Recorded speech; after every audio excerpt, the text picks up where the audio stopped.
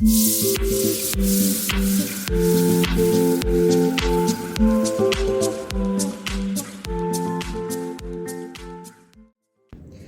Morning. तो आज के दिन के लिए मैं बहुत ज़्यादा एक्साइटेड हूँ क्योंकि आज हम मेरे कुछ फेवरेट जगहों को एक्सप्लोर करने वाले हैं।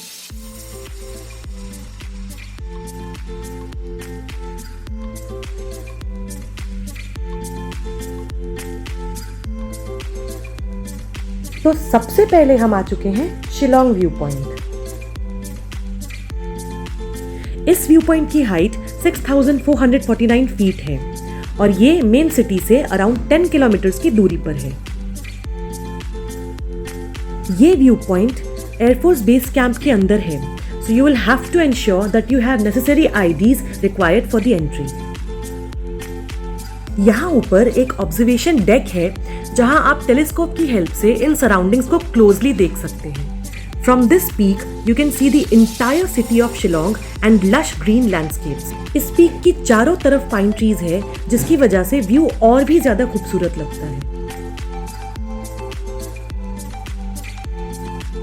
अब हम जा रहे हैं लेटलूम कैनियन। जैसे ही हम पार्किंग एरिया पहुंचे, it was all foggy and I felt a sense of freshness. लेटलूम एक खासी वर्ड है और इसका मतलब है एंड ऑफ हिल्स। ये जगह शिलोंग से सिर्फ 45 मिनट्स की दूरी पर है। पहले तो हम कुछ देख ही नहीं पा रहे थे फॉग की वजह से, फिर धीरे धीरे जैसे ही फॉग क्लियर हुआ, we got to see the breathtaking landscape views, lush green valleys and deep canyons. वहाँ थोड़ी थोड़ी बारिश भी हो रही थी और कुछ देर बाद वहाँ एक बड़ा सा रेनबो आ गया। हिल टॉप से स्टार्ट होते हुए बिल्कुल वैली के मिडिल तक जा रहा था। It was a double rainbow. That view was beyond beautiful. यहाँ आकर मुझे पता लगा कि क्यों मेघालय को नेचर्स पैराडाइज भी कहा जाता है। एक और इंटरेस्टिंग बात यह है कि इस कैनियन के बिल्कुल नीचे एक विलेज भी है जिसका नाम है रसोंग विलेज, और इस विलेज में सिर्फ 300 लोग ही रहते हैं और ये लोग एक बहुत पुरानी रोपवे के ऊपर रिलाई करते हैं जिसकी हेल्प से सामान नीचे पहुंचाया जाता है और नीचे से ऊपर भी भेजा जाता है।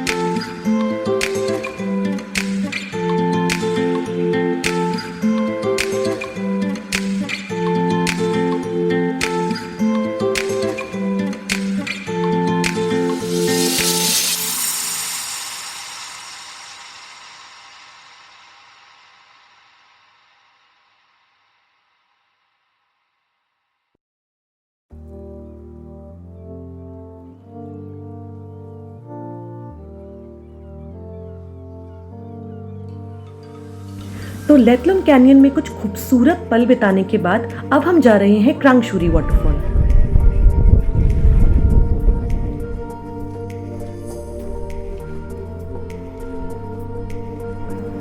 यहाँ पहुंचकर टिकट लेने के बाद हमें कुछ 25 to 30 मिनट्स का ट्रैक करना है फॉल्स तक जाने के लिए।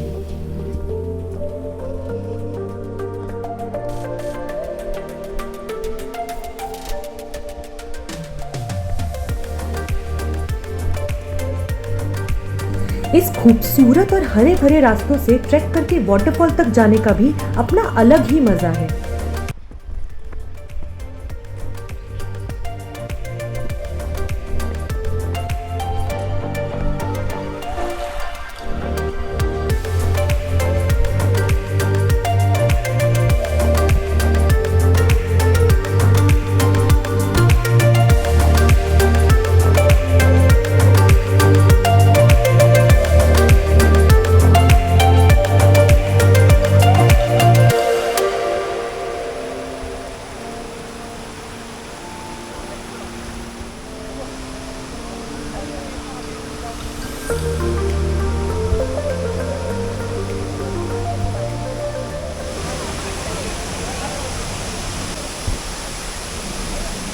क्रांग शूरी ये दो अलग वर्ड्स हैं, जिसमें क्रांग का मतलब है केव और शूरी का मतलब है ब्लेड जैसा कोई वेपन।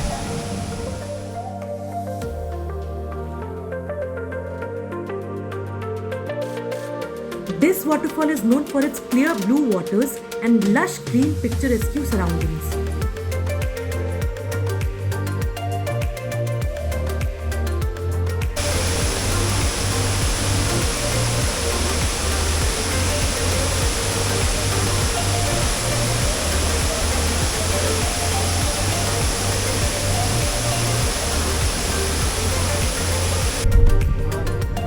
अब हम जा रहे हैं आज का हमारा लास्ट डेस्टिनेशन और मेरे पर्सनल फेवरेट फेफे फॉल्स।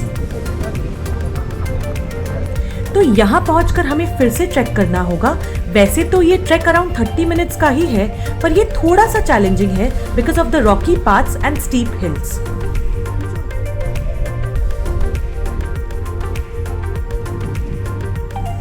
थोड़ी ही देर ट्रैक करने के बाद हिल्स के व्यू और भी अच्छे लगने लगे and we also got to see the first glimpse of the main फेफे फॉल्स।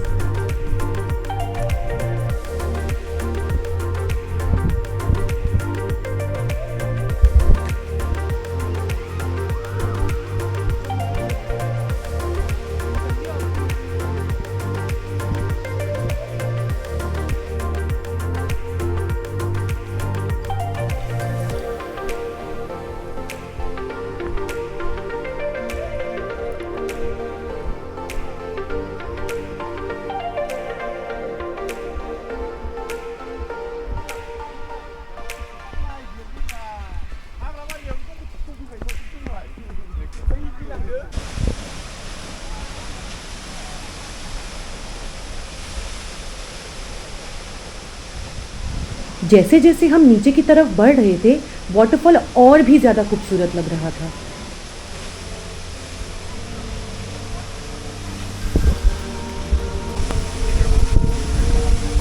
जैसे ही हम नीचे पहुंचे, we realized that all of that challenging trek was worth it. It was beautiful.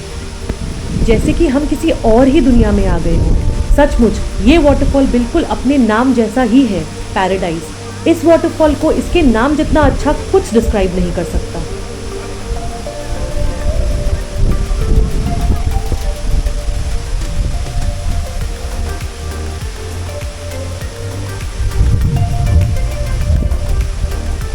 Waterfall की कांस्टेंट मोशन को मैं बस देख ही जा रही थी। मेरा तो दिल ही नहीं कर रहा था कि मैं यहाँ से वापस जाऊँ।